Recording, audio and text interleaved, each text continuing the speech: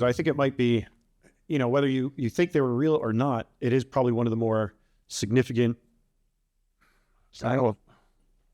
unidentified aerial object, whether they're real or not. Low altitude too. Low right? altitude, yeah, low and slow. Probably one of the bigger events in this space for I don't know, maybe a long time.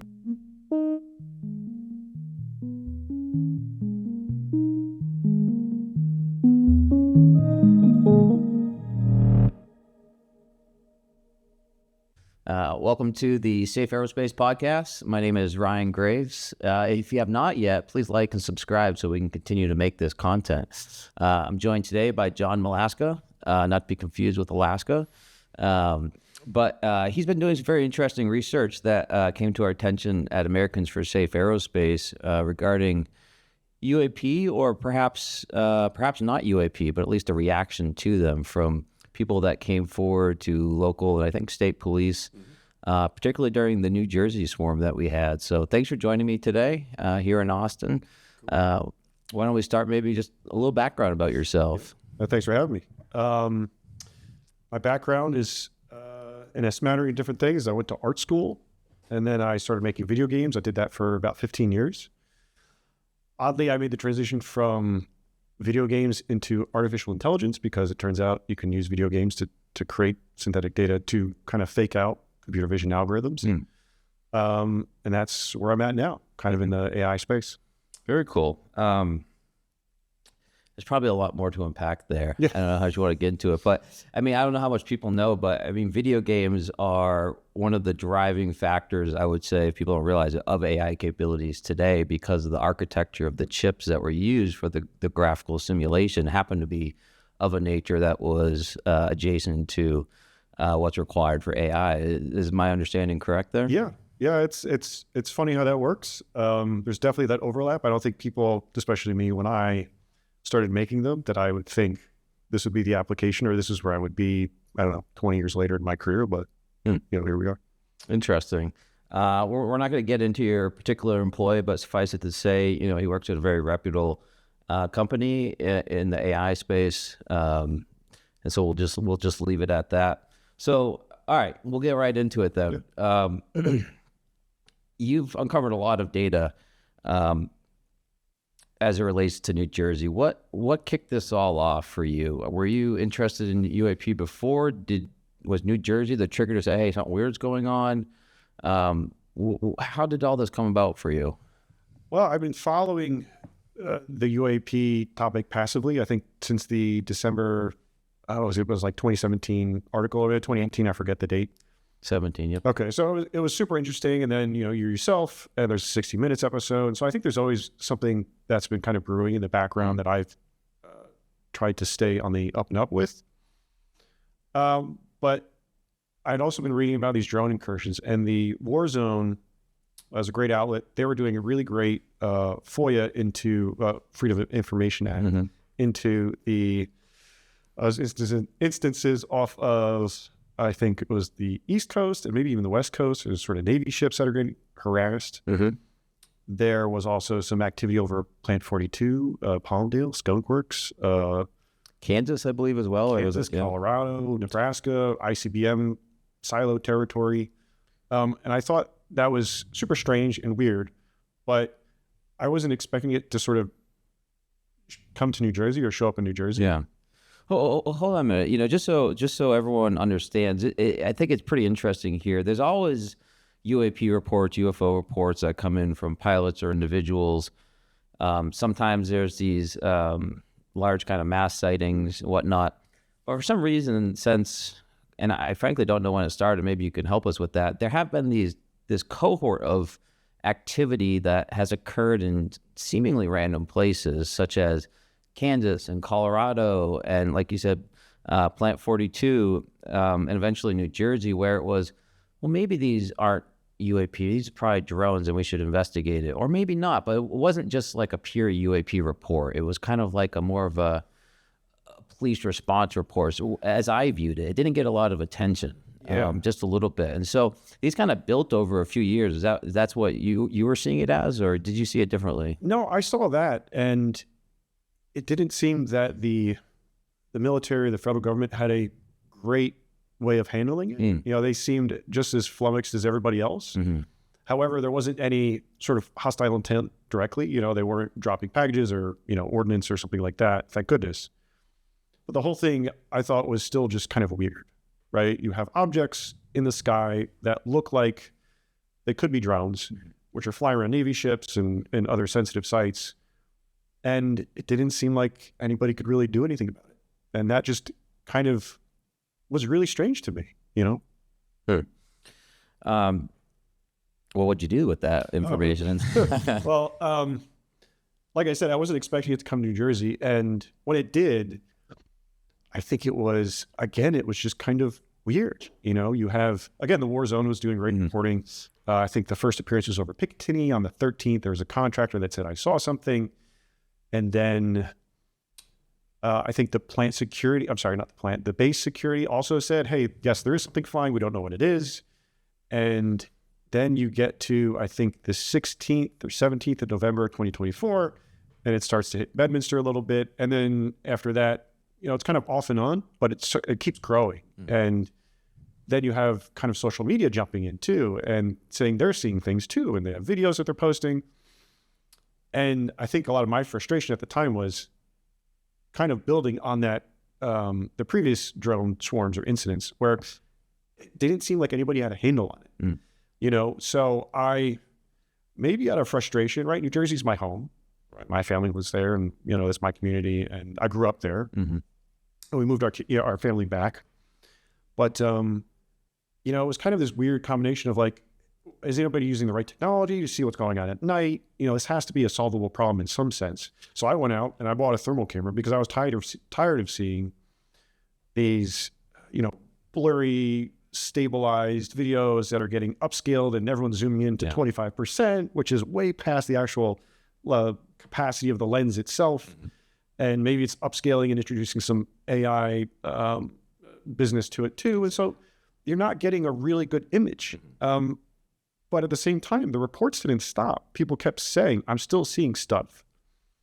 And I don't know, I guess I just looked around and said, somebody has to do something about this. And so I went and I bought a thermal camera. I'm sorry, first I rented it because I was like, I have to see if this actually works. Make sure there's something actually there we're seeing too. Yeah. And it's really cool, right? You could definitely see what's going on in the sky at night. I mean, you could also see your footprints in the ground and stuff like that. See who's been sitting on the couch a little too long ago. But it's great. You know, it's a great filter. You can filter out stars, planets, but you'll see stuff and satellites, but you'll see stuff, you know, you'll see planes easily at 30,000, 40,000 feet. You'll see birds. It might not be perfect, but you're going to see what the object actually is. And you're trying to learn how this thing actually works. It's complicated. I was very green, which probably led to my, the sighting where I thought it was something interesting and it wasn't interesting. But yeah, I kind of got used to it and I thought it was great. And, you know, I ended up sort of mistaking high-flying snowbirds, I talk about this in the article, high-flying snowbirds for some sort of intelligent object or series of objects. I got really worked up about that. But, you know, I kind of carried that forward, and then I ended up actually buying a thermal camera. And, you know, kind of after that episode, sort of like a few days of kind of cool down, I went out in my backyard, and it was a very warm night. It was December 17th, around civil twilight. So it's pretty dark, but it's still like kind of like a faint haze of horizon. And I was like, hey, you know what? I'm not going to be going around and driving around to find these things anymore. I'm just going to kind of hang out and just use this nice new camera that I bought because it's expensive.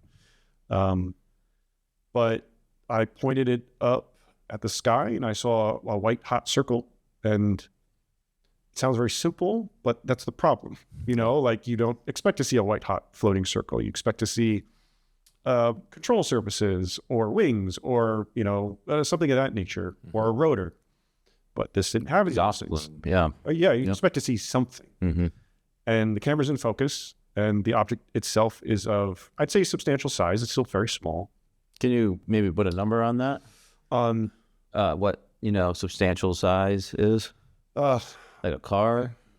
I don't know. I mean, because it's a You can circle. see there is a center mass, that's broken out. You're saying it's not like a point light that is providing some like optical circle on the focal plane, right? Right.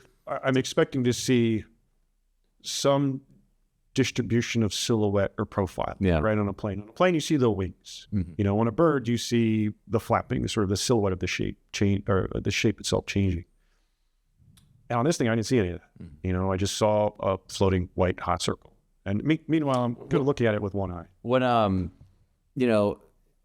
sure you have the reasons. We don't necessarily have to go into all of them, but presumably it's not a star, right? And some people might assume that, but maybe you can talk about why you're able to eliminate simple explanations like that. I have not been able to see a star on the thermal camera. They're not giving off enough heat. The satellites themselves are also not giving off enough heat. The moon gives off enough heat, though, so you can see the moon, and that's pretty cool. You can see the sun. Don't point at the sun. I tried that once. Is that what off enough heat? Actually, it's funny because I look at a lot of military videos, and I see on their thermal cameras, I see that at some point they were looking at something very bright because there's a sort of perpetual stain on the lens itself, or something of that nature.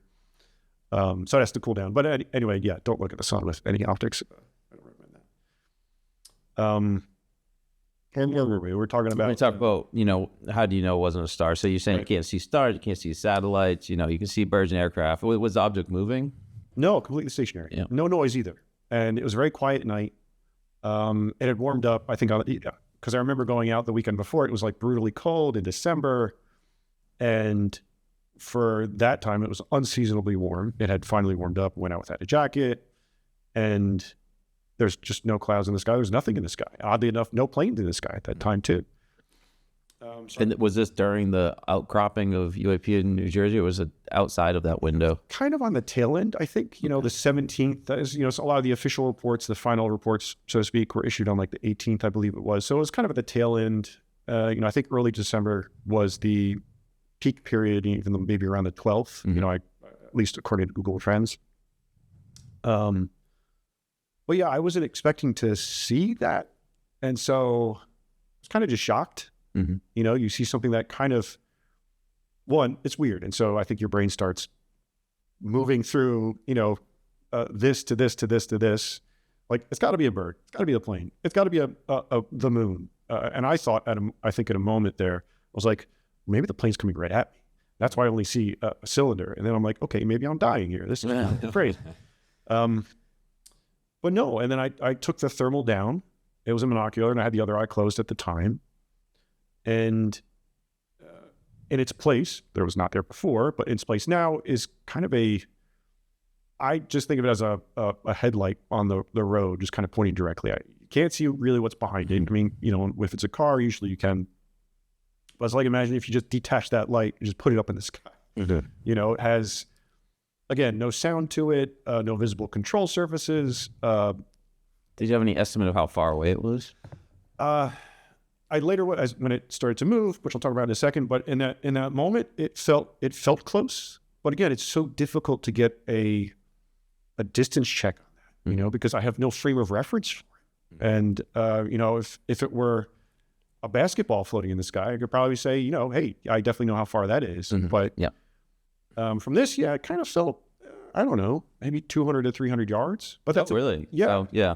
Close-ish. Because it's so hard when, you have an image in your head and I'm trying to understand like the relative size and the distance, right? So, if you saw something in the sky and it looked like an aircraft carrier size, one might assume it's, closer to you instead of being, in orbit, right, being the size of, Connecticut or something, right? And so like you can kind of mentally bracket it in some ways, almost subconsciously. Yes. And it sounds like you've already done that a little bit, and that's pretty close. You can't be, there's a pretty high uncertainty bar in there, but at least you can get something. Because one of the things I was thinking of was like, well, a landing light on an aircraft may bloom out perhaps the wings behind it and whatnot. And you can see that artifact a lot just watching planes come in. But the ranges you're talking about, what the tools you're talking about, now that I more clearly understand the potential ranges, or at least the band, that, you should be able to tell that's an aircraft and see it moving, relative movement at those ranges and all those good Glad things. it wasn't an aircraft, because then I'm glad the landing lights weren't coming right at me. Maybe somebody lost their way to, Newark or LaGuardia or something like that. So that would have been bad. Okay. Wow. So, okay, it's interesting. You don't know what it is. Like a lot of these cases, it seems like it probably stoked a little more interest. Where'd it go from there? Well, I held on to it, for a while, because it's a weird thing to talk about. It's not easy to talk about that. It's not an easy object to talk about too. I think people would probably feel a lot better if you said, oh, I saw this thing and it was more grounded and it had, rivets on it and control surfaces of some kind, but still being somewhat impossible is a little easier to talk about. So I sat on it and then I just wrote it down.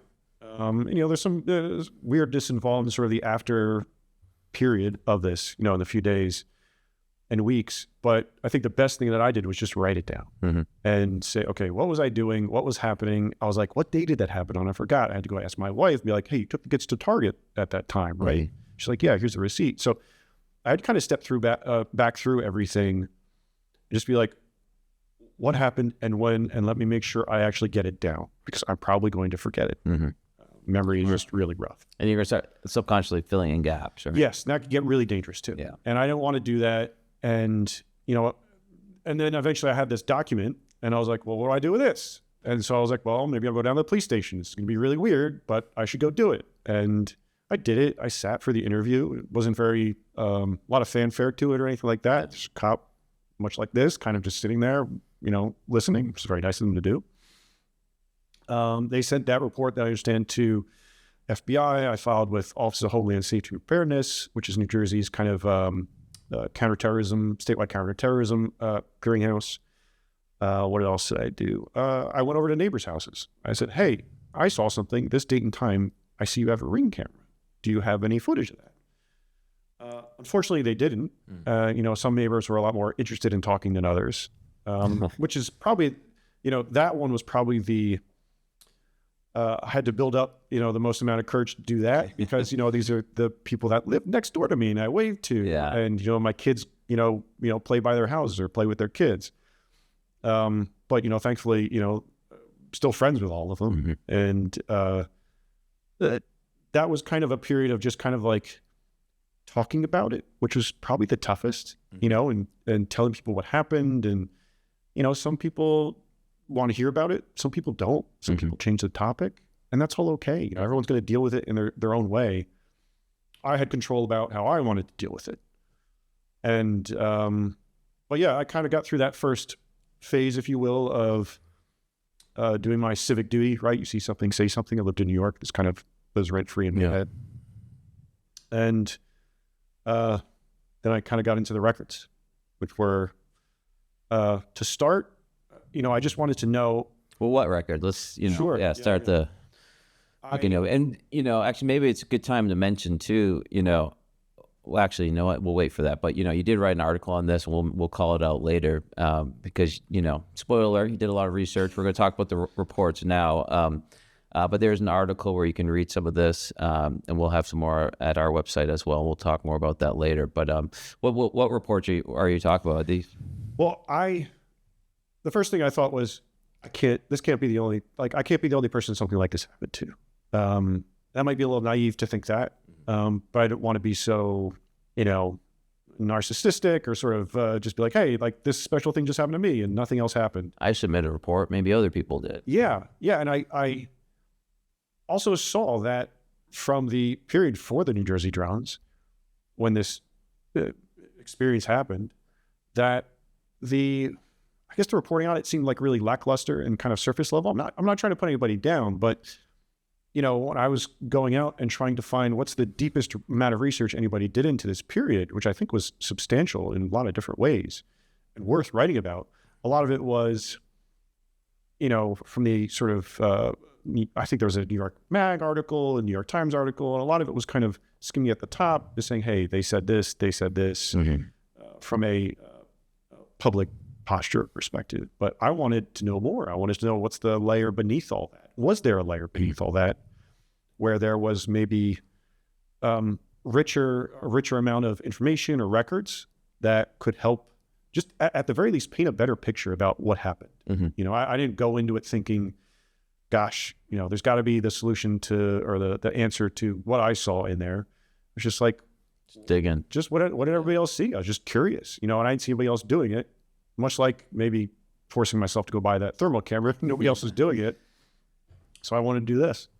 You know, there actually were some, just to circle back real quick, there were some groups that were trying to get out there with some pretty sophisticated systems, including a counter UAS team. But unfortunately, they even had supplies, you know, sensor kits like ready to go, stashed, could be stood up with permission, but no one could figure out who could give them permission. The feds basically pushed it back to the states, and the states said, you know, it was theirs either, and basically nothing ever happened, and it was a missed opportunity.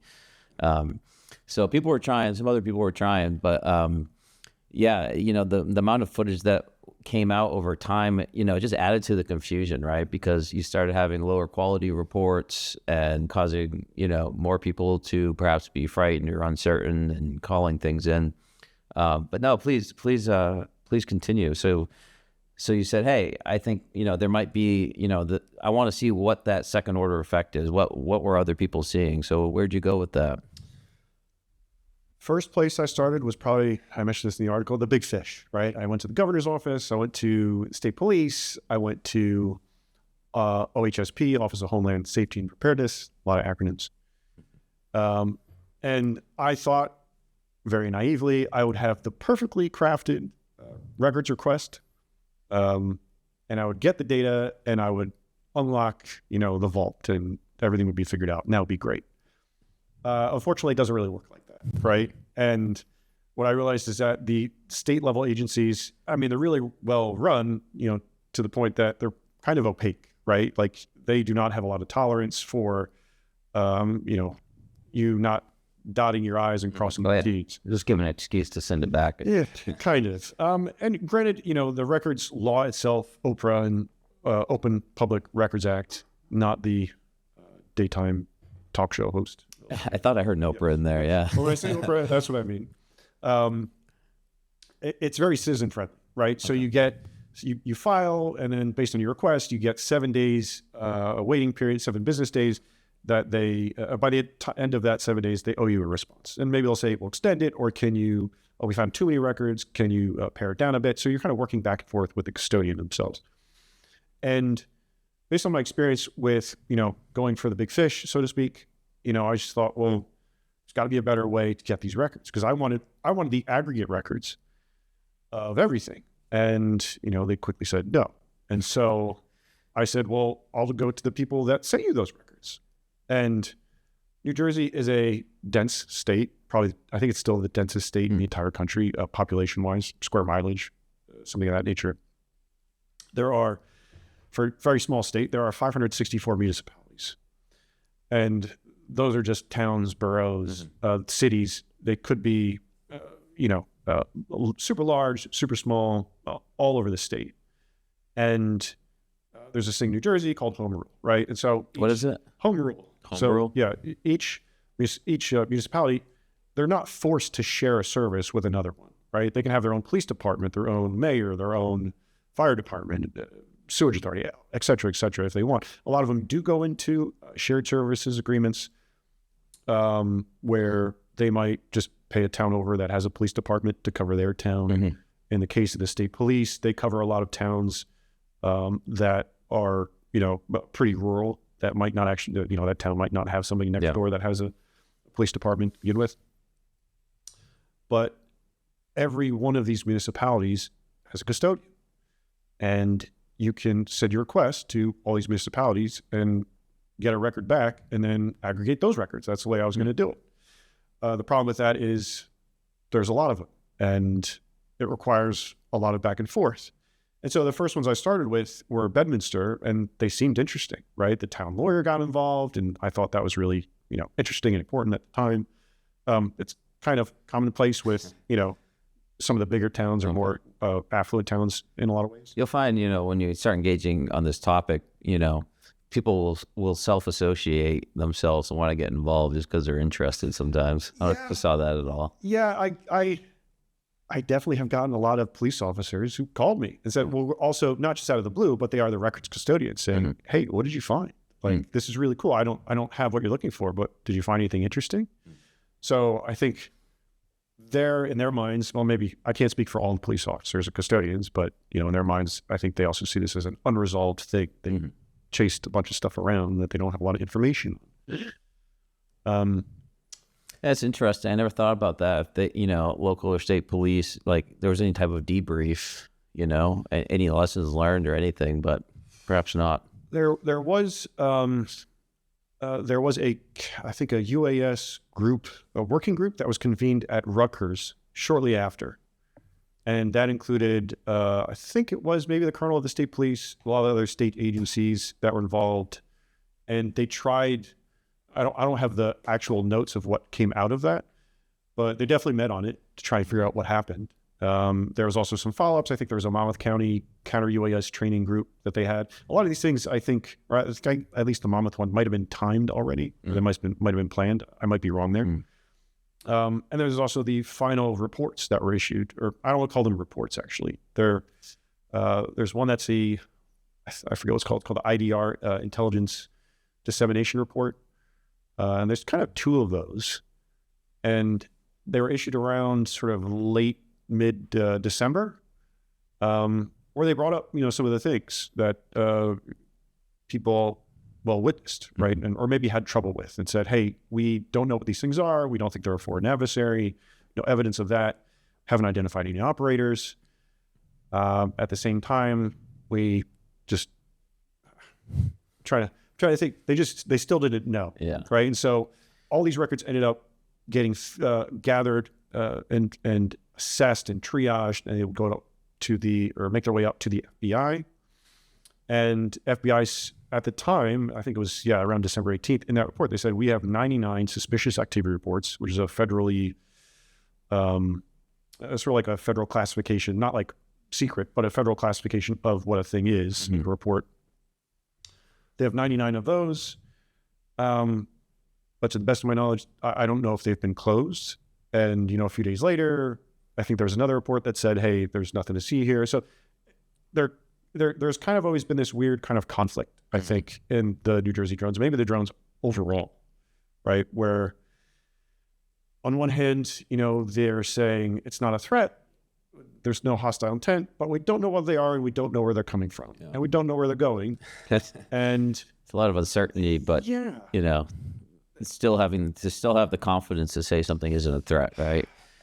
At the same time, right, there are 99 suspicious activity reports, right, which are a particular note about those. It means that a person or property was in danger in some fashion, or there was a direct threat. It was operating over sensitive infrastructure or critical infrastructure. And, a lot of reports that went up didn't get classified into that bucket. The state might take some of those back. And so there's kind of the triage, I don't know what the triage session itself looks like between the state and the feds. But at some point, there's a list of them. They say, okay, we're going to take those. The feds will take that because they might be interested. I was like, oh, there's something else related in the country to this that's happening. And that's just in New Jersey, those 99 reports. My understanding is, yes, there's 99 that just came from New Jersey. Yeah, I realize the distribution isn't even across the different localities in New Jersey, but that's equivalent to what, like 35% of, right around, probably somewhere between, 30, 35%, 30% of all of the different localities in Austin. I mean, if there are 99 of them, right? So, I mean, it's you can kind of think of the scale of this, right? Like basically almost a third of the state, if they were evenly distributed, right? Yeah, it's a pretty significant event. It is. It definitely is. I think it might be, whether you think they were real or not, it is probably one of the more significant, I don't know, unidentified aerial object, whether they're real or not. Low altitude too. Low altitude, yeah, low and slow.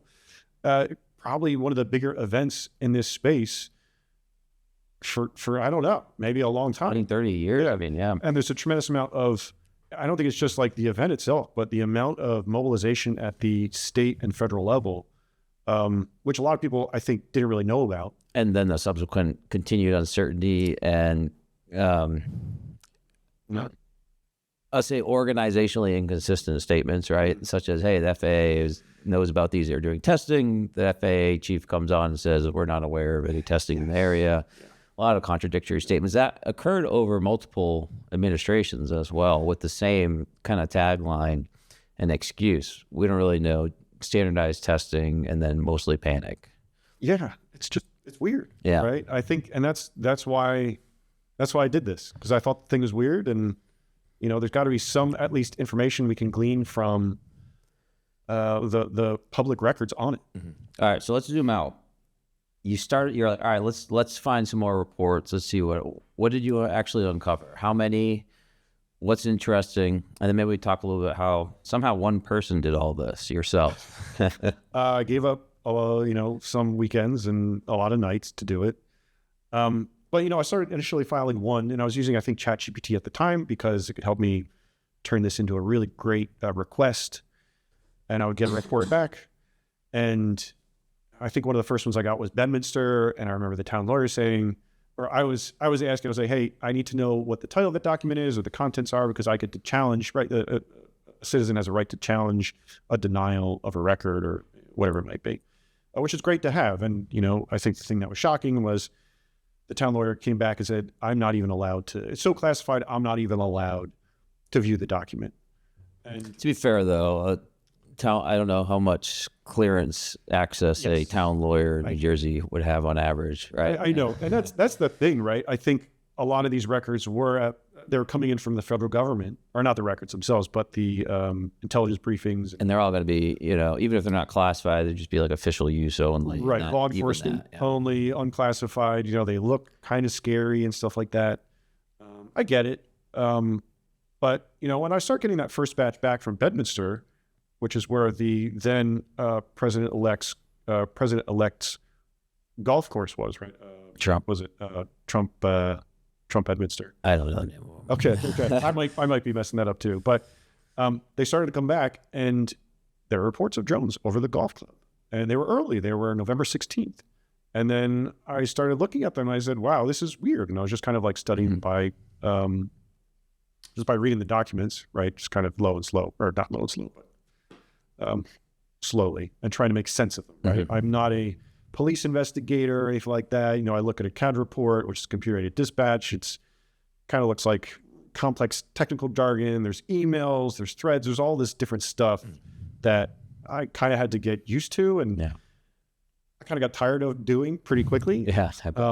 And so at that point, I started, I was filing a few more, but then I was starting to, build a larger architecture. Just like, how can I automate this? How can I automate the emails? How can I automate finding the emails, getting the right records requests out there, getting the replies, dealing with a denial, dealing with an overbroad, all these different sort of, it's almost like a decision tree, right? This thing is it's a workflow. And it's a lot. And I haven't been an expert in any of this stuff. I am not an expert now, and I don't intend to be an expert later, right? This is just something that I think is kind of fun, and I don't need or necessarily want to go really deep into it, right? I'll let the AI do that for me. And eventually I ended up with this really big corpus of data, right? After sending out all these requests and, mostly doing everything through email. Sometimes it's portals, sometimes they'll send you a CD back with the records. I had to go buy a CD player for the first 15 years. But eventually I ended up with all this stuff, right? And I had to figure out, well, how do I go through it? It's too much. I don't have enough. I don't want to do this for the next 3-4 years. And so I found a way, since most of it was done through email, or that was kind of my baseline of storage, right? As attachments. Even if I got on a CD, I'd dump it into email. Yeah. Go through all the emails, figure out who owes you records, who's delivered them. If they did give you records, get those, put it into what I call a data lake, or what's commonly known as a data lake. It's a single folder with everything in it. That's on Google Drive. And then start letting AI go run loose on this stuff, right? Extract all the data. Some of the data is returned PDFs, which are scans, or maybe a photograph of the document that's been, the officer kind of scratched it out. Sometimes it's actual text, but it's just a lot. And it has to go through all these different kinds of data, collate it, understand who's who, where did it come in, what day did it come in, And then you end up with this massive database of people, places, things, events, what actually happened, patterns. And these are police reports. These are people calling these organizations, these police departments in these individual localities in New Jersey, and they're giving their statement just like you did to the police, and these are those records. Is that correct? Yes. So what happens is when you call the police, or at least in New Jersey when you call the police, that you usually end up calling the county. The county controls the 911 center, and 911 gets in touch with the town that you called from.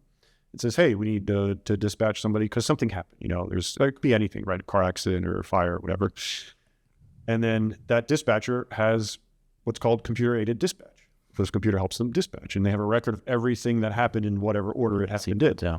So you get a call. They say, hey, car 275, you're assigned to this. You say, okay, I'll be on my way. They say, all right, I'm on my way. I've arrived. I'm talking to the witness. All that information is recorded. And then usually at the end, you'll also get a little bit of a description about what the officer actually, information they took in. And then after that, there might be an incident report. Not always. And sometimes these files are mixed, right? Again, going back to home rule, every town has their own way of doing stuff. They have their own CAD or a system that they use. It might be Motorola, it might be something else. There's no standard for any of this stuff. There's no standard for the types of calls you can get.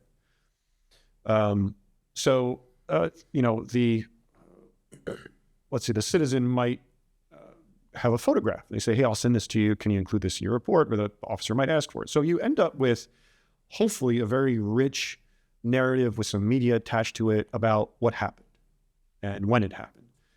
And for the drones themselves, sometimes the officers themselves would be filing the incident report. They say, I was just driving and I saw something. Yep. And there'd be media attached to that. And on top of that, there's also body-worn camera footage, right, which is now required in New Jersey. Although most of the work I've been doing was past the retention period for that. So it's 180 days. 180 days, okay. But some of them hold on to it. Some municipalities hold on to it. There's also the records of the 911 call that might have gone in too.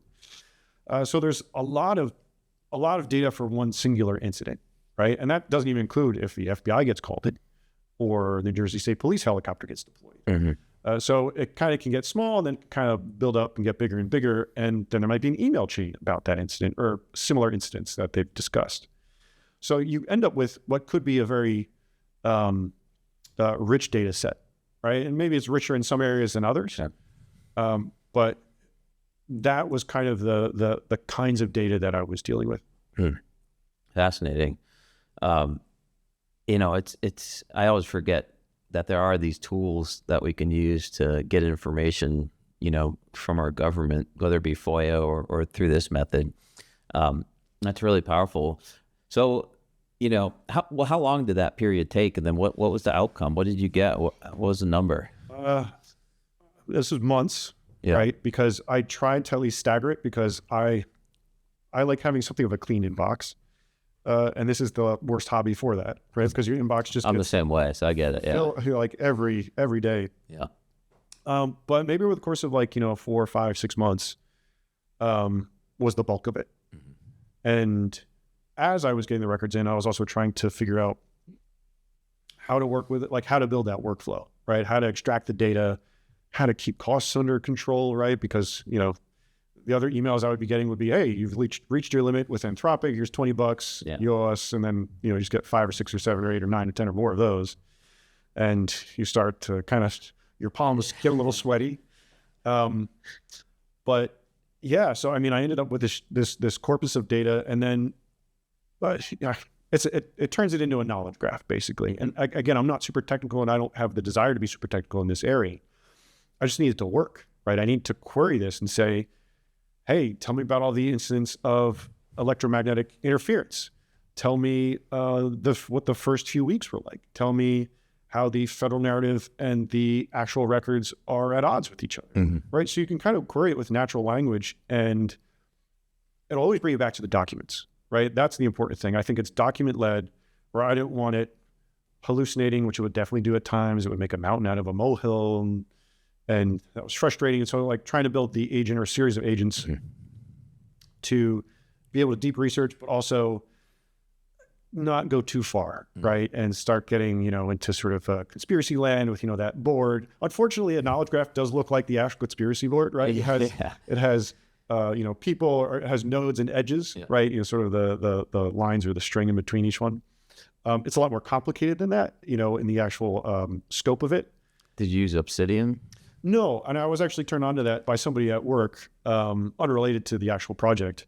I think it's a Neo J4 knowledge graph or Neo 4J knowledge graph or something like that. Again, It's an actual knowledge graph. yeah. Well, there's different tiers of them to the best I understand, but usually I was very results driven. Like, I can't, hey, Claude, I can't get these records, and I know they're in there. Why aren't you able to see these records? I just looked at them in email, but you're not able to produce them. Why is that? So, just kind of like massaging it or sculpting this thing to kind of figure out how to look for the records, how to make sure it's getting all the records and assessing them all at the same time, or not all at the same time, but when it needs to.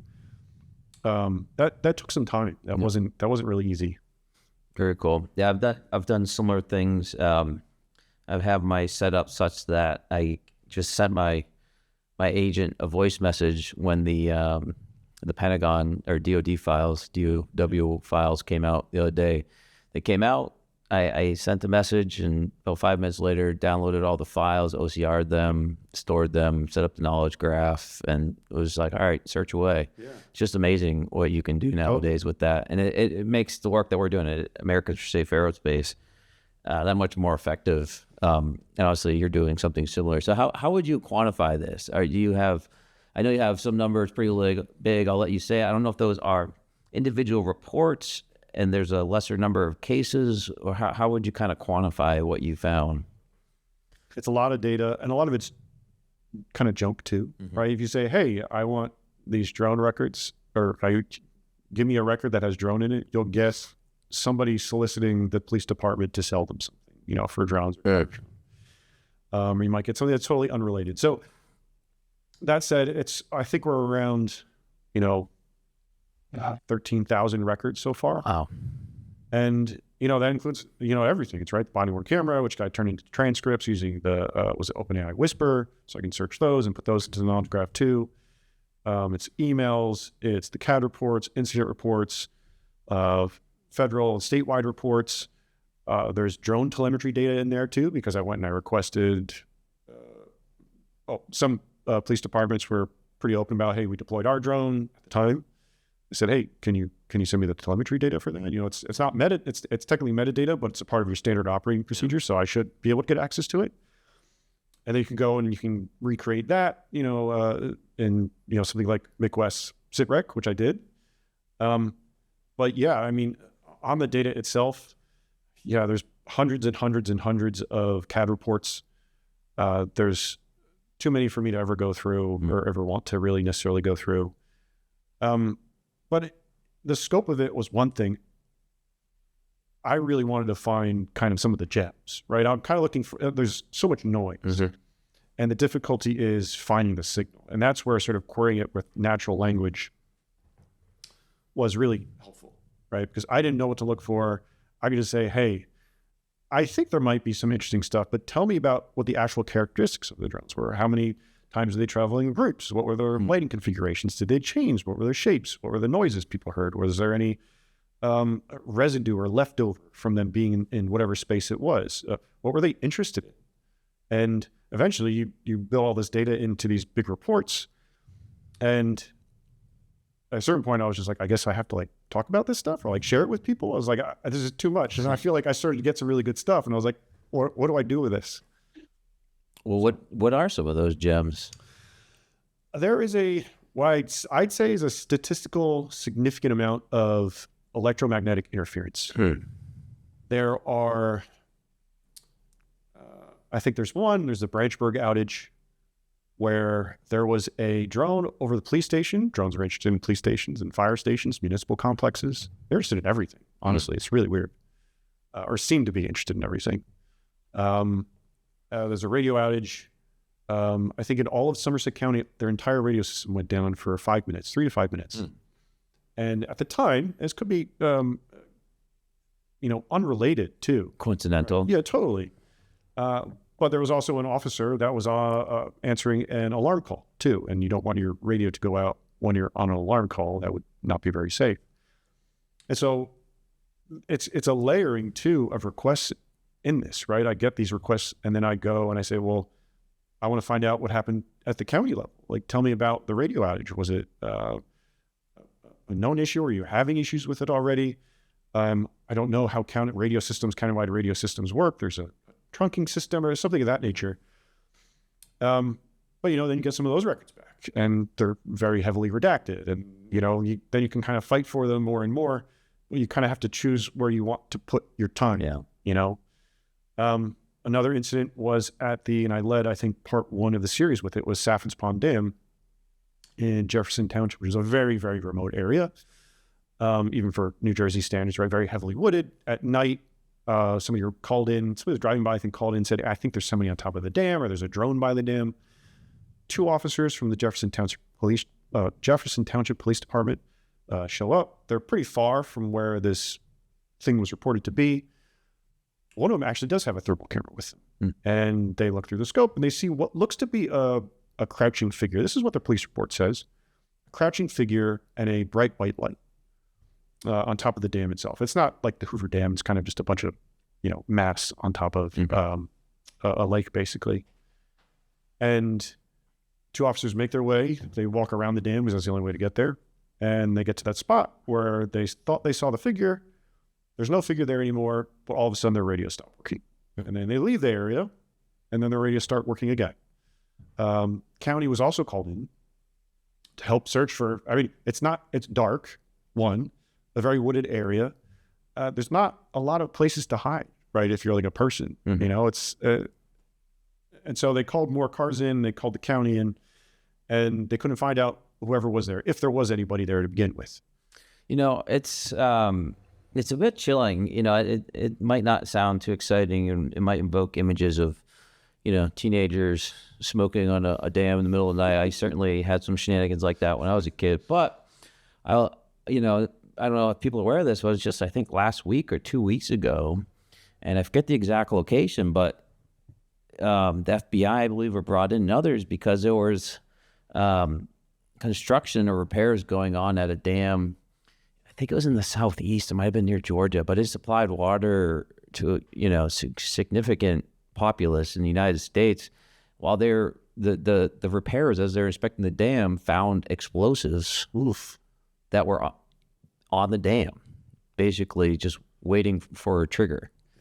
Yeah, okay. In the United States. So when we these things can have some serious consequences, right? And it's not always about, just because nothing's happened yet, having folks and, individuals, objects, drones around critical infrastructure could be the setup for something worse, right? Especially knocking out power at police stations, right? What if you just fly a drone over every police station that has the ability to knock out the power, and you just, throw New Jersey or perhaps worse into, chaos during a disaster? There's definitely a gap. That's what the actual series was called before I named it Phantom Sword, was the gap. Because it always felt like there's this gap. There's a gap between what people know and what they're told. There's a gap in the actual the airspace, right? Airspace awareness or domain awareness, basically. One, it's kind of like the littorals of the air, right? Yeah. Like, that was a naval development to have the capabilities to operate there. And right now we haven't, because we operate up high. We operate in the open sea of the air. Just due to efficiency and whatnot, but technology's changed, and now those down in aerial environments are becoming much, much busier and a whole new domain of warfare. Yeah, and it's cheap. These things are dirt cheap to get and operate. You could look at Ukraine, and it's. I don't want to necessarily. I'm not personally trying to lead with the fear angle, but to say it's not a threat, but we don't know what it is. Yeah, and then it's operating over the Round Valley Reservoir, which is, New Jersey's premier reservoir, supplies like 2 million people in New Jersey with drinking water. It needs to be defended or at least monitored in some sense. And it is, right? They do have security cameras and that sort of thing. But, if there's a drone that's flying over that's an issue. And that was the reaction from the state police and the federal government too, was they deployed their counter UAS team, and they had their North Star helicopters circling back and forth and back and forth. One particular night, many nights, but one particular night, they must have been there for a couple hours. And That was by the dam or somewhere else? that was somewhere else. So Savage Pond Dam is kind of in the north central west of New Jersey, and in sort of more north, sort of like central Jersey. Central Jersey exists. Just people don't think it does, but it's actually along what was it, I-78, right? So you've got Bedminster, and then you've got Round Valley Reservoir, and they're not very far apart. And I think there was a lot of activity that was kind of crossing, or what seems to be a lot of activity crossing between both of them. But the reservoir itself, I think it was kind of an all hands alert to make sure that there was nothing super threatening going on there, because again, tremendous amounts of drinking water supplied to people. Doesn't take a lot. I don't think it would take a lot. Hopefully it wouldn't take a lot, or hopefully it would take a lot actually to, have an impact there. But I don't think that's like a situation anybody wants to get themselves into, right? Yeah. And the state recognized that. They put their North Star helicopter up, which was kind of their crown jewel of their helicopter fleet inventory. Yeah. And usually it's called North Star Medevac because it's a mobile ICU. And it also has a forward-looking infrared on it, which I would find out through a lawsuit, which we'll talk about later, which is still ongoing in the state police. They only turn it on before they start, or before they actually take off. Okay. So sorry. So did they ever find anyone, that individual by the dam? Doesn't seem like they did. Yeah. I haven't seen any follow-up reports. And that's not the only thing, there's reports of departments. It's weird. I remember going back to that question about sort of the geography of the problem. And, a lot of it between Bedminster and Round Valley Reservoir, Clinton, New Jersey, Lebanon, New Jersey, like different pockets up in like Chatham, down by Trenton Mercer Airport, Essex Airport, way down in Cape May County, where they had Middle Township? They put a drone up, and the drone, according to a contractor that looked at the data afterwards, said that drone was definitely jammed. Sure. And you from we talked about the airport stuff too, but from getting primary radar returns on objects near an airport with no remote ID. Remote ID is required, I think, as of like 2022 or 2023. If you operate a drone, it needs to broadcast. Yep. And a lot of these police officers are also pulling out their phones and trying to use them at the same personal phones with, ADSB or remote ID identifiers on them. So they don't have like the proper tools to be able to deconflict, huh?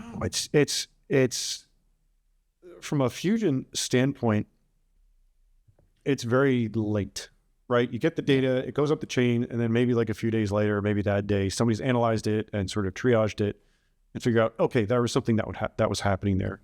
But in the moment, I feel really kind of bad for a lot of the police officers who are on the ground looking at these things, and they have their phones on them, right? Kind of, I'm probably guessing their personal phones, where they're trying to bring up ADSB, which is not 100% accurate all the time, right? It's kind of a lot of ways almost like a citizen-led, to my understanding, effort to gather and aggregate that transponder data. Remote ID, maybe you have the app on your phone, maybe you don't, maybe you don't even know it exists. And so who do you call? Who do you call when there's something flying above you? You don't know what it is. You can't see it because you got your eyes, and I'm sorry, we don't have night vision or, thermal. We can't see in any decent spectrum at night. What do you do? Like, who's this person that you call to say, can you please tell me within a really high degree of certainty what that thing up in the sky is? Just nobody for that. Yep, I agree. I mean, that's the challenge that we faced at ASA, right? And that loop that you're talking about is super important. We've been talking with different states that have had challenges in this space as well, and that's one thing we've noticed speaking with, in some cases, our emergency management administrators. It's like, what is the loop, right? If someone sees something over critical infrastructure, whose responsibility is that? Where does that call go? Who does it get routed to then mitigate that? And in a lot of circumstances, it's a very ill-defined loop. It's just like, hey, if you get something, just notify, the state police. And, no one has, there's no particular unit necessarily. There's no There's no closed loop to be able to mitigate. It's just really, like you said, a few guys going out there with flashlights and their iPhone, police officers trying to figure out the best they can with no guidance. So yeah, it's a pretty big problem, and that's one of the areas that I think, with a lot of the legislation that's popping up at the state level for UAP, I think if states were wise, they would consider, how do you marry UAV detection and mitigation with the detection of UAV-like objects that are exhibiting capabilities that we wouldn't expect, right? That is a UAP. It's the same conversation. And so, I've been working with some of the states. We don't necessarily need to separate these. We don't need to have it be its own little kind of circus of interest, right? It's very well aligned with what states should be focusing on to support their local and state police. Yes, and there's a consequence to it too, right? Because even during the drone flap, people were doing the right thing. They were calling the police or they're calling 911. And the operators were saying, stop calling. Like, just go to the FBI, right? So there's an atrophy that can set in. Like, you kind of wear the system down effectively. Yeah. And you don't want that to happen when, you wear the system down and then somebody decides to make a move, right? That could be somewhat nefarious or hostile. And so that's standard operating procedure, right? Like, in the United States, we don't witness that, but, in other countries, Department of War, this is, these are very standard pattern of life tactics, right? To acclimate your adversary to you being in a certain area, and then when your time is convenient for you, doing what you need to do. What's that from? I could be wrong, but I remember reading somewhere, maybe it was fifth generation warfare, is the fact you don't even know you're at war. Oh yeah, right. It's just confusion, and it's called the gray zone, and that's where we're frankly getting beat. China's been doing it for decades, where the whole thesis of the gray zone is that for the United States, our adversary, say China, does things which doesn't rise to the level of a U.S. response, right? Like building islands in the South China Sea and putting farmland on there, and then putting an airport and a base, right? It's one of these things where it's hard to, you're not going to send a Navy ship for a few fishermen and farmers, but all of a sudden now there's a base there, right? And so they keep doing these little things, and it's the same thing, right? Are we going to go to war for China or Russia for potentially flying an adversary over New Jersey? Probably not. We don't want to, right? It's the same with Havana syndrome, right? Why don't we acknowledge it? Because if we did, we'd have to make a decision of whether we're going to allow Russia to continue doing that, or if we're going to escalate the situation, right? So this is all very common warfare politics, if you will. So let's get back to electromagnetic effect. Any other interesting examples? Gosh, I'm kind of blanking for now. Might want to cut that part.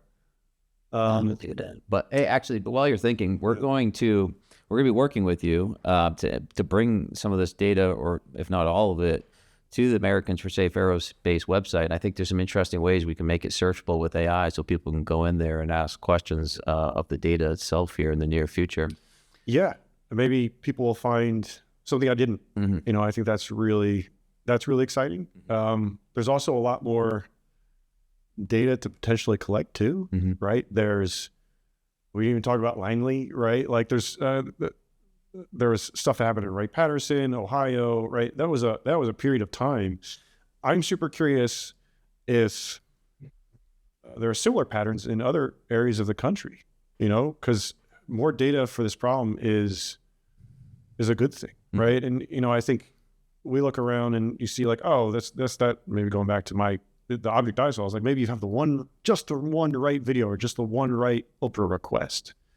You'll unlock everything. I keep thinking of Oprah Winfrey when Sorry. you say it. She's there. Well, how is she involved in this? Drill. She'll say drill. Yeah. She's very counter UAS. Yeah, because, but yeah, I think there's a lot more. There's data that's living out there that can be included in this, and it's only getting easier and easier and easier to do this. Like I would not have been able to do this 2-3 years ago. Like this, I would just not even think about it. I'd just be like, this is too much. It's not worth it. But now, with a few bucks, you can go and build I don't want to say it's like shipping grade software, right? But you can do what you need to do and make it good enough to get the result that you're looking for. I'm not like going to sell the platform. I'm not going to sell, Substack or nothing like that. So, I think the info itself just has to get out there, and then hopefully other people might get inspired to maybe at the very least, look at the data, maybe get their own data, or find a completely different angle using a similar system, right? Yep. Well, if you haven't yet, go to safeaerospace.org. You can join as a paying member or a free member, and we'll let you know when that data comes available on our website. And of course, like and subscribe to this channel so that we can keep producing this content and have folks like John where we can bring them forward and make their data available for other people. So there's a lot out there, and this is just the state and local police. I would like to solicit your help to be able to do this for aircraft records, for FAA records, things of that nature. There's a lot out there. Safe Aerospace, we need resources. We need financial resources. We need AI tokens. We need people like yourself that can help with these things. So those are the things that can get us forward. And, imagine taking this across the country, doing this across all 51 states, comparing that data, seeing what it uncovers, and combining that with what can be brought forward on the aviation front as well.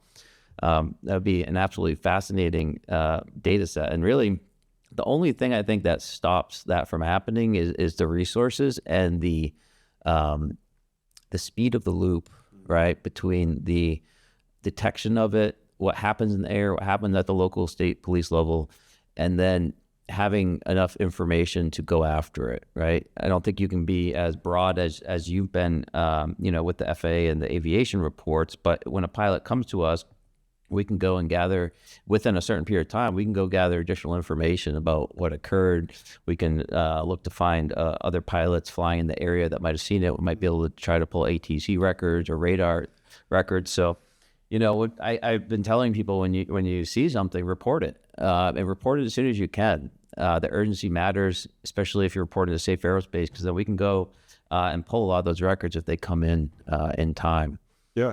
No, I think that's great, and I think it's important. And for anybody that I think also sees something strange, just call the police. It might sound weird to do, but I think having a record somewhere of it that can be accessible down the road. Again, I think more data, more people involved at the reporting level is, I think, a great thing. What other patterns did you see in the data?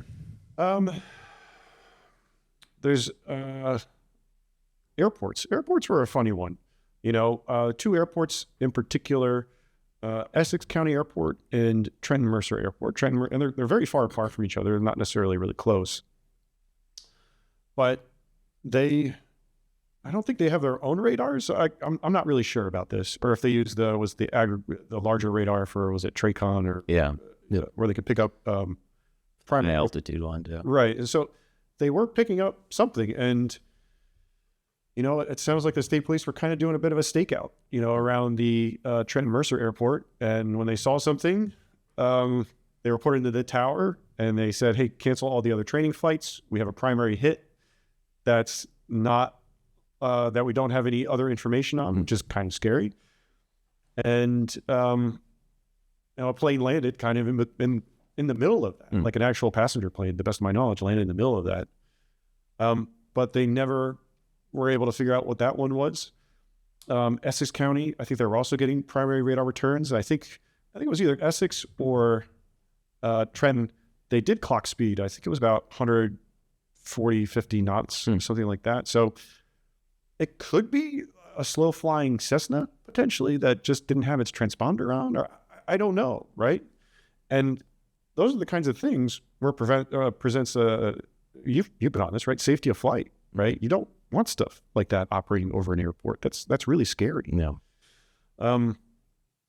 So yeah, that was one. I mean, there's also at the I guess state level, right? The state was trying to understand what these were too, and they weren't having a lot of luck. Mm-hmm. And you can get a lot of the responses in writing what they were seeking, right, through these records. You'll have at the time, I think it was Assemblywoman Dawn Fantasia. I believe she's in the assembly. She said, and she posted on Twitter too. I got the raw notes that she had too. They went to a mayor's briefing, which also had assembly people in it. They did in Ewing, New Jersey. The Colonel of State Police got up there and said, hey, here's what we know, here's what we don't know. Kind of the same line, it's a threat or it's not a threat. We don't know where they're coming from. We don't know who's operating them. They did use the word in the briefing, to the best of my knowledge, jamming, some sort of interference. And then, what the Colonel of the State Police also said, and I learned this through an interview with Assemblyman Brian Bergen, who was an Apache pilot, actually. He walked out of that briefing and said, this is all BS. This is all useless information. And what he did relay was that the Colonel said there was a drone operating above or near I think it was the North Star helicopter, the medevac helicopter, which is trying to find these things. And the pilot felt unsafe and disengaged. Right.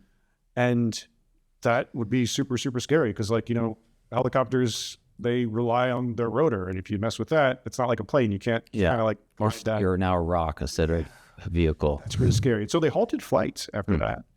It's disappointing he had that reaction to the brief because regardless of, what his opinion of these are, you have 13,000 records of people calling in, reporting something happening over their heads. So regardless of his opinion, he's his personal opinion, he's still, a leader in the state and needs to respond to that.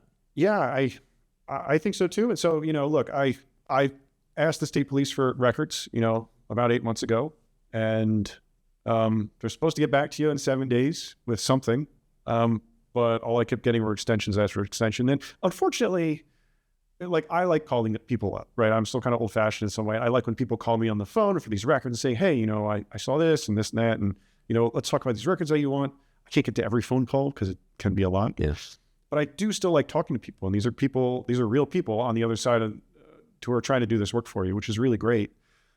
But there's nobody at the state police you can just call up and be like, hey, where's this record? Can you get that to me? It's kind of just done through email.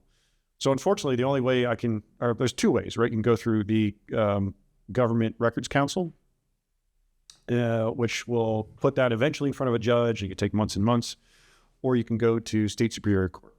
And I chose the Superior Court one because I wanted to get a result, and I want to get one fast. And I wanted to know not just more about how the state police operate their helicopters, but also what they saw, right? And this is another fun thing I did. Well, fun, depending on who you ask. But I used AI to go in and extract all the ADS-B data for the entire fleet that they have. And then, try and pinpoint where they were maybe hovering or circling, right? At what you could maybe see as like a low altitude. Yes. And I came back with, a bunch of hits, basically. I said, I'd like the data on all of these ones. And I've done the work because, unfortunately, state police do not have a way to just easily search their entire database of flights. It's a similar problem, actually, with a lot of other municipalities as well. There's just kind of gaps in the technology that they have. So that's what I'm waiting for. And I think it's either due today or tomorrow as of this recording. Might get another extension, might grant another extension. What's today, June 1st? I think it might be like June 1st, 2nd, or 3rd. Yeah. Or when the records are due, we've agreed to see them. So I'm hopeful, but man, it's like pulling teeth.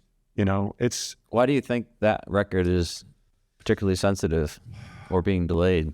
I don't think, and I have nothing against the state police, right? I'm trying to get information, but I think that the helicopter fleet is. They shuttle the governor around, right? So it is kind of a sensitive operation that they have. And my guess is not a lot of people are actually going and asking them for records. So they might not have a lot of people like me knocking on the door saying, hey, where were you for this leg of the flight from this time to this time? Yeah. When you were doing this maneuver? Who was flying it? What was operational on the actual craft itself at the time? So it might just be hey, we're not used to getting this kind of record, and we don't actually have a custodian in the actual aviation unit itself. But a lawsuit will speed things up sometimes. It does, and I've got C.J. Griffin, who's probably, I think, one of the best open public records lawyers in the state. and it's not, again, there's no like ill intent. It's just, you know, I'm trying to get this information, which I think is important. I'm trying to shed light on, hey, what were you doing over the Round Valley Reservoir, circling back and forth and back and forth and back and forth for, I don't know, an hour or two, you know? We'll see. Yeah, fascinating. Did you pick up any patterns in the locations of the sighting, or the geography, or where perhaps they were focused? I know you mentioned airports and a couple of police stations. Anything else that you were able to, you know, maybe not determine, but at least, you know, the hair standing up? I think the coast, and the coast is really popular because you get a lot of craft off the coast of New Jersey, and they're going north. And I think a lot of people mistook them for something else. Yeah, it can be a little confusing. They all line up, and yeah, and they turn, and so it becomes really difficult. Well, geographically, yes, it is a little strange. You know, I would expect, and I did an overlay of population density, right? Say, okay, I have all these hits, which I think I have a video that I give you guys. We could probably bring that up, but it shows you all the hits as they happen. And you can see what it looks like in the beginning of November, where there still are reports of drones that come in every now and then. You know, they pop in here and there, and then all of a sudden was the 16th, and there's a bit of a spike, and then it dips down, and then a few days later there's another spike, and it dips down, and there's a bigger spike, and it dips down, and there's a crazy spike. I think around the 12th, and you know, it's tough to look at the data because I think there just ended up being so much noise when you get to the end of November, right? It's so difficult to say, oh, that was definitely a drone or a plane. I mean, if it's hovering or it's following, I think there was one report of a drone following a New Jersey Transit train. Oh, a train? 50 miles? Really? Almost to the Pennsylvania border. I'm trying to get the videos of that. It's a little tough. But yeah, well, kind of going. What a weird test for the FAA to run, huh? I mean, gosh, it sounds like my kids. They're like interested in like planes and trains and, you know, like power stations and police stations. Wow, that's really cool. And reservoirs. It's like, you know, I got my 3-year-old. He's gonna be like, Daddy, like it sounds like my 3-year-old is interested in all these things too.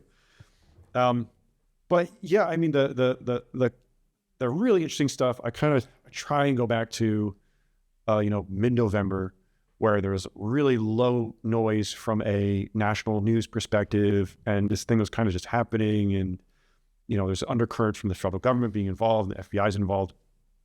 And granted, even around Bedminster, I still find really weird that the TFRs went up, right? They put up a TFR, a temporary flight restriction, over the first ones were over Picatinny and Bedminster, and the drones kept coming, right? There are still reports of drone incursions, something, right? Cooking a plane over then President-elect Trump's golf course.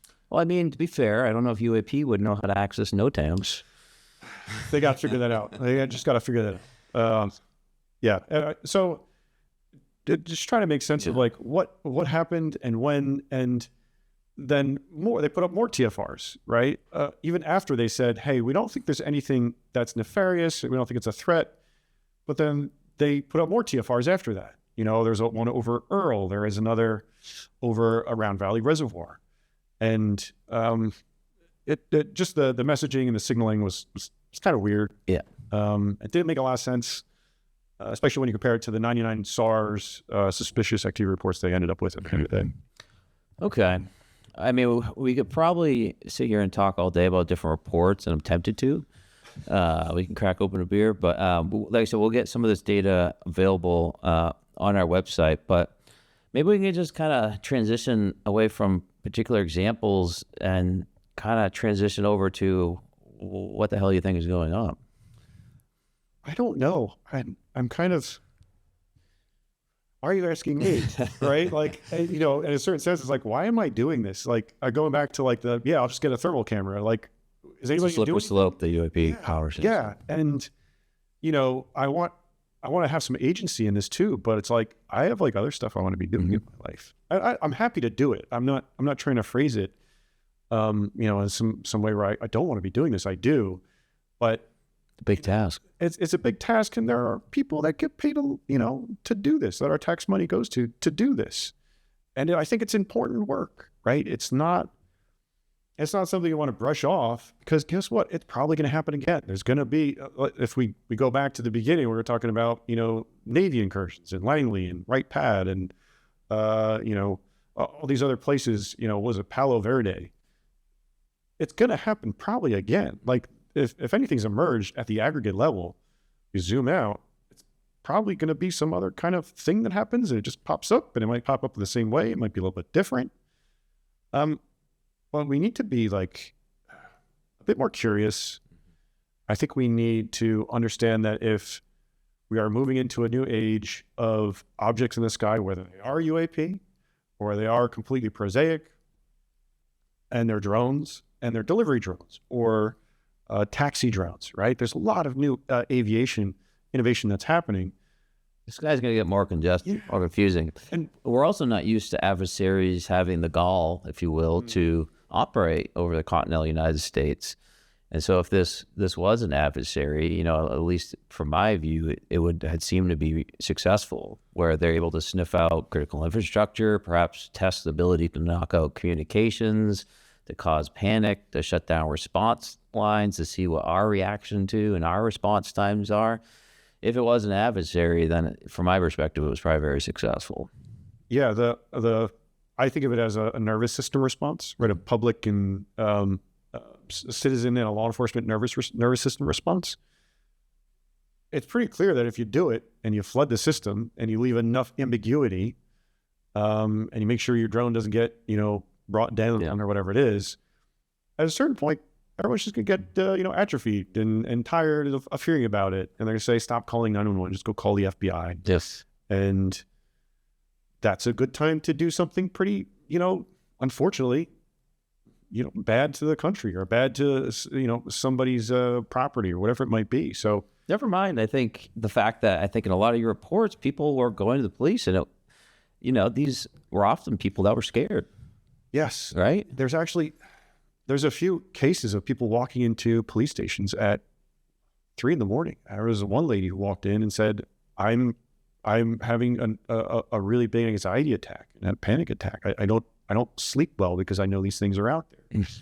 And, granted, I think by the end of the visit that she had to the station, she was doing better.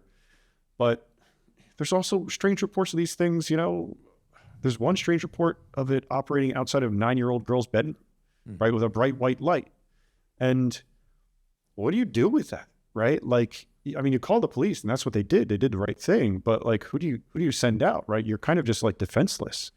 And, I prefer to know what's flying around in the sky. I don't know if there's a really great way. There probably is to, be detecting that data as it comes in, or I don't know if people are going to mount stuff to the tops of their houses or whatever it is, or maybe it's a big radio tower.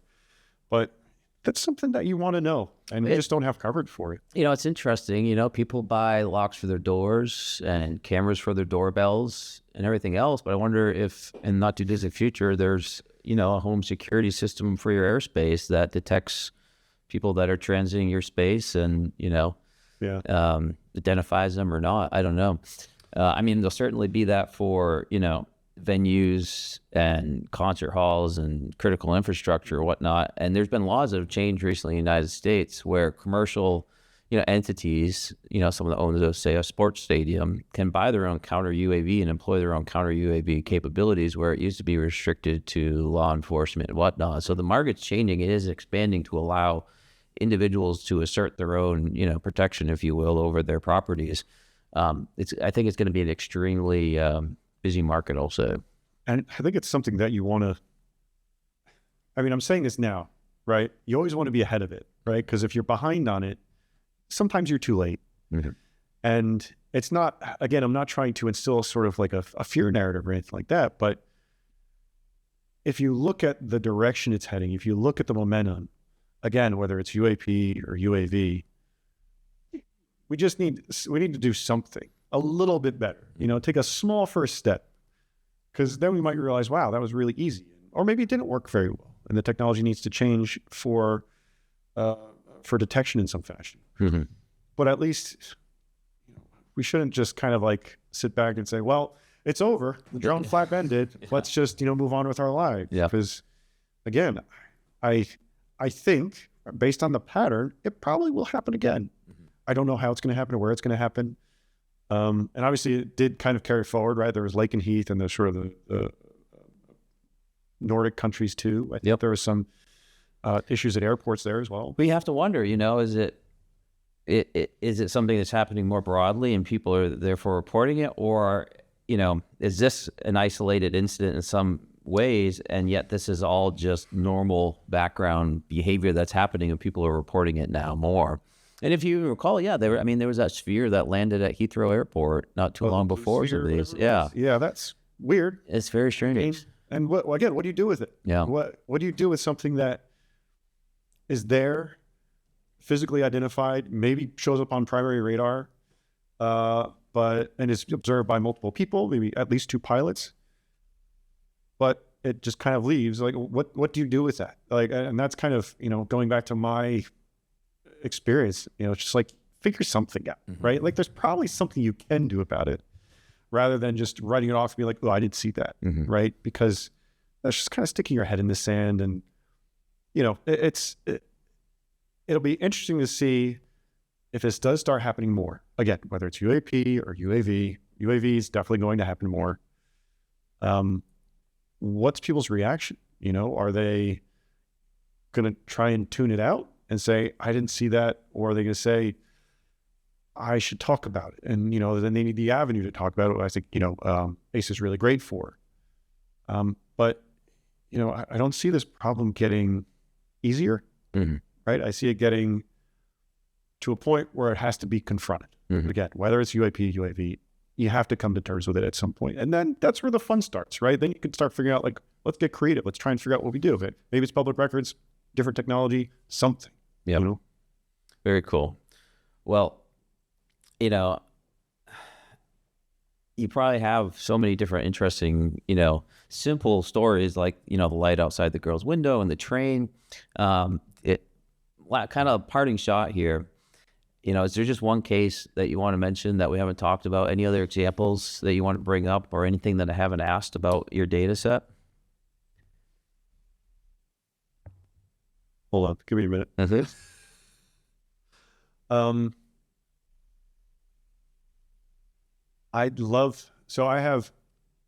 have a lot of stuff going on from a records perspective with the federal government. And that, I think, is where the trail stops. And I'm still waiting for a lot of that data, right? Hopefully I'll get something interesting. We'll see if I get something interesting from the state police. I'm asking for the Part 107 waivers to see, was anybody allowed to operate drones in New Jersey? And actually, wait a second. What do you think? No, I want to go back to your question. Hold on, cut this part. All right. But yes, there is one that we didn't get to that I think about a lot. Besides the Saffins Pond Dam one, which I've actually tried calling the officers up and saying, what do you guys see? Unfortunately, one of them was out on medical leave, but I've never gotten a return call. But there's one report in the corpus that didn't go into the police records. I actually found it on Facebook, right? There's a woman down in Little Lake Harbor Township, and she was walking out. This is before the big wave started. And it's a pretty desolate stretch of road that actually ends up going out miles and miles into the bay to what is the Rutgers Weather Research Station, right? And this woman's out walking out there. She takes normal walks out there, and she's kind of feeling down on her luck. And she puts her heads up. She looks up, and she sees a figure of light. I don't know. It sounds absurd to maybe hear it from the first time, but she sees a figure of light. And as she gets closer, that figure of light morphs into what would be a 6-foot wide diameter, purple and pink and blue plasmoid sphere, gaseous sphere, right? This is out there. I get it. She gets close to it. She sees metal plates on the outside. And then for whatever reason, she decides to turn around and leave. Wow. Right. How do you know how close she got to it? I think she was probably like 50, 60 feet away from it. She should probably be examined medically. Maybe. And, I talked to her, and, she wasn't somebody that went out there and said, hey, I saw something crazy, or, she reported on Facebook, like her township Facebook group, and she called the FBI. And, oddly enough, I don't know if it's related or not, but a white truck, unmarked van shows up a couple of days later when she's going on another walk exactly at the spot that she saw the object. Okay. I don't know. Yeah. Right. And this is where it gets a little wild.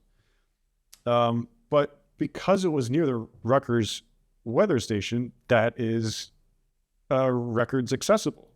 So I said, and there's a sign up that says, please tell us, or I'm sorry, under video surveillance 24/7. And so I thought, oh, this is going to be it. I'm going to get this thing on camera, show me the footage from then, and all the other, show the barometric pressure for that area at the time and all this stuff. And I thought, you have all the best weather metadata. Oh, yeah, this would be great. And then I get an email back from Rutgers saying, actually, the sign is up and we haven't had the cameras on. The cameras are gone. They've been gone for 15 years. And then the weather station data was inconclusive and not very useful. And nice job, Rutgers. Yeah. So that was kind of frustrating, but not the only person I've reached out to, and I appreciate the stories of people, coming forward, and a lot of people that do them they're not looking for fame, not looking for money. They're just like, hey, I saw a weird thing. I don't know what to do with it, right? So they go to a town Facebook group where they call the police or they call the FBI. And that's kind of where it stops. And then they're just left with this weird thing, right, in their brain that they saw. And, I don't know if they see it on a repeat over and over again. You encounter something strange. It's like, what do you do about it? And there's one more, actually. There's one more video that I've looked through a lot of New Jersey drone videos, a lot of them. I've seen a lot of planes. And there is one video, there's kind of a follow-up to that one, where there's a woman, I don't know where she was exactly. She was somewhere in New Jersey. I think it was Monmouth County. And she was in her car. She sees what looks like a drone, right? It's just hovering there. It's pretty close, maybe like 50, 60 yards away. See, it's red, it's blinking lights. Looks like maybe a quadcopter or something like that. I don't think it had a green light on it. I think it was completely red. We could probably show the footage up here. But then a white light appears over it and kind of zooms down towards it. And then kind of sits there with the drone for, I don't know, a few seconds. And it's tough. It's night, right? You can't see a lot. And they're just kind of filming and zooming in with their phone camera from within their car. But then this white light kind of moves around a little bit, and then it kind of just zips off. And that light is very similar to the light that I saw, probably one of the closest things. So again, there was a lot of chatter online, right? The TikTok blew up. There's a lot more videos online than I think there are actual police reports, right? And it's a lot more difficult to go through all the videos and see like, well, what was this stuff? But, that's one where I look at it and be like, man, I wish that person called the police, or, I thought of, talking to that person. Say, what did you see? What happened? Was running through your mind? Like, was there any noise? Like, there needs to be some kind of follow-up to these things, because, I think there might be, like I said, there might be another incident like this, or a mass incident. Everyone that's not reported is just a missed opportunity. Yeah, that is. And I think, more people need to know where they can go to send this stuff. I mean, and maybe there needs to be some outreach too. Be like, hey, you saw this. What happened? Can you report it to here? Because that's where we're having a lot of people report strange things that they see too. Wow. But yeah, there is some, what I saw is strange. What other people saw, I think is strange too. And I think that kind of goes back to hey, not a lot of people are trusting that official line of there's no drones, or if there are, they're all hobbyists or all misidentified planes. Yeah, I've said this from day one, that there seems to be a very core weirdness to those incidences. But yes, over time, report quality went down, et cetera, et cetera. Wow, that's fascinating. I would love to talk to that woman that walked up onto that object. Yeah. I bet there's more to that experience that she hasn't shared with you. If I was a betting man. There's more to the experience that she was kind enough to share with me that she did not share in their public Facebook group, Yeah. which I'm very grateful for her doing. You know, and I reached out to her saying I also had a strange experience. Right, that's kind of what I lead with a lot of people I reach out to. You know, even some of the officers I reach out to, I said, hey, it sounds like you've had a weird experience. I had one too. You know, do you want to talk about it? And I think that was especially cathartic for me, just starting to like get it out there, right? And, you know, writing it down was the first step. Filing it was the first step. It gets really weird. It gets uncomfortable, but then it gets better, right? And then you become more comfortable talking about it. And, you know, you might do something about it too. You might try and file some records or something like that. So I encourage everyone to just be more open with what they see. You know, there are places like ASO where they can report it, you know, free of judgment. You know, your guys are kind enough to reach out and just kind of, I walked them through the document, the thing that I saw. And, you know, I think we just need more of that. Awesome.